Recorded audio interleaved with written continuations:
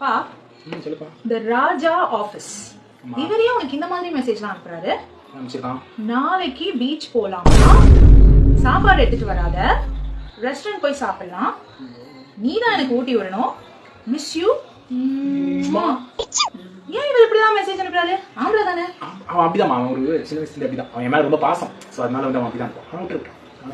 ஐயோ பிரியா நம்பரியா இப்படி சேவ் பண்ணி வச்சிருக்கேன். செட்டாடா இன்னைக்கு நீ என்ன கேட்கலாம்? மேக்கப் மூஞ்சி பக்கத்துல இருக்காளா? என்ன பார்த்தா அவனுக்கு மேக்கப் மூஞ்சி மாதிரி இருக்கா? நான் கொஞ்சமா காம்பாக்ட், இவ்வளவு லிப்ஸ்டிக், இவ்வளவு காஜல் போடுறது மேக்கப் மூஞ்சி மாதிரி இருக்கா? அவன்கிட்ட சொல்லி வை. நான் சொல்றேன் நீ அழகு பண்ணி. கடவுளே கடவுளே மீண்டும் நான் தீர வேணும் இந்த ஹேர் ஸ்ட்ரைட்னர் உடனே வேணும். உடனே ப்ளீஸ் ஆர்டர். சரிப்பா, நேற்று நம்ம கல்யாண வீடியோ பார்த்துட்டு இருந்தேன். அதுல நீயும் அப்பாவும் ரொம்ப நேரமா பேசிட்டு இருக்கீங்க. என்ன பேசினாரு உங்ககிட்ட எங்க அப்பா? எதுக்கு அதெல்லாம் உனக்கு? சும்மா சொல்லு, என்ன 2 பேரும் சீக்ரெட் பேசுனீங்க? பொண்ணு நல்லா பாத்துக்கோன்னு சொன்னாரா? அதெல்லாம் ஒன்றும் இல்லை.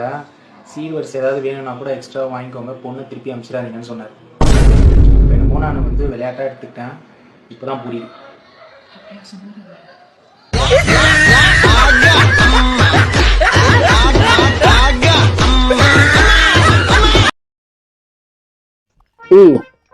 தம்பி பணம் கேக்குறான்.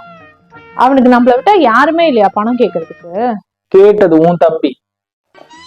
அவனுக்கு நம்மள விட்டா யாரு இருக்கா பணம் கேக்குறதுக்கு? எவ்வளவு கேக்குறான்? எவ்வளவு கேட்டாலும் போட்டுரு, பாவம்.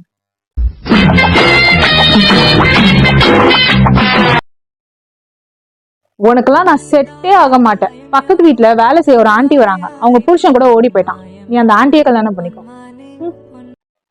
போட்டோ இருக்கா? போட்டோ ஆண்டியோட போட்டோ நினைச்சேன் திருந்த மாட்டேன்ல.